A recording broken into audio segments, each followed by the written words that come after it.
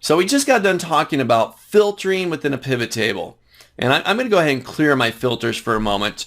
I'll go back to my row labels here, the little drop down, and I'm going to clear the filter. That's off of the type, and I'm going to do the same thing for my salespeople. And I'll go up here to my month, and I'm going to clear those out as well. I'll just go back to all.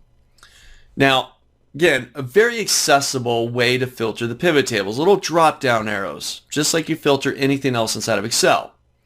Well, you know what? This is great, but we do need to know a little bit about a filter command within Excel to perform these operations. I want to make this even more accessible so that anybody that comes into my Excel pivot table can jump right in there, doesn't have to know anything about filtering inside of Excel, and they can perform a filter on my pivot table. When the 2010 edition of Excel was released, Microsoft developed a tool called the Slicer. And the Slicer is a more robust and more accessible interface to filtering the results of your pivot table. Take a look. This is how you create and work with a pivot table slicer. So first step, I'm going to click into my pivot table. Doesn't matter where. I'm going to go up to my Analyze tab, top of my screen. About halfway through, you got a section called Filter. And I'm going to insert a slicer. So first step here, as I insert a slicer, I now get to pick how do I want to slice or how do I want to filter my pivot table. Well, you know what? I've got product and salesperson out there already. I got month.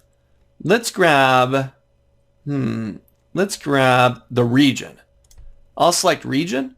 I'm going to hit OK. And this is my slicer. It's a kind of a dashboard element, a nice accessible little interface here where all I need to do is click on one of the values like north and it filters my pivot table. I'll grab west. Got Bishop in the west who sold these. I got central. Ooh, Lee and Watson are part of the central region. I'll hold down my control key and select south. So now I got south and central all together, just control click, and it got it all right there.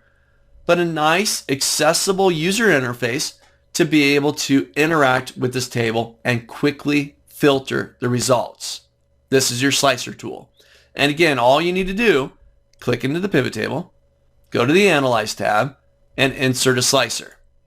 Grab one of your columns, like this time maybe I'll grab the year. I'll hit OK. Now I've got two slicers, year and the region. And I can resize these guys. Let's make them a little bit smaller, or perhaps I want to stack them on top of one another. And I'll select 2014. There's my data. I'll grab West. Let's grab 2013. So now I've got two little slicers here where I can interactively and very accessibly access the filtering portion of our pivot tables. Let's try this one out. Create that more accessible environment for anybody that comes into your reports now. A quick little slicer. Click into your pivot table, hop up to the Analyze tab, insert a slicer, and now you can have this nice little interface to be able to filter your pivot tables.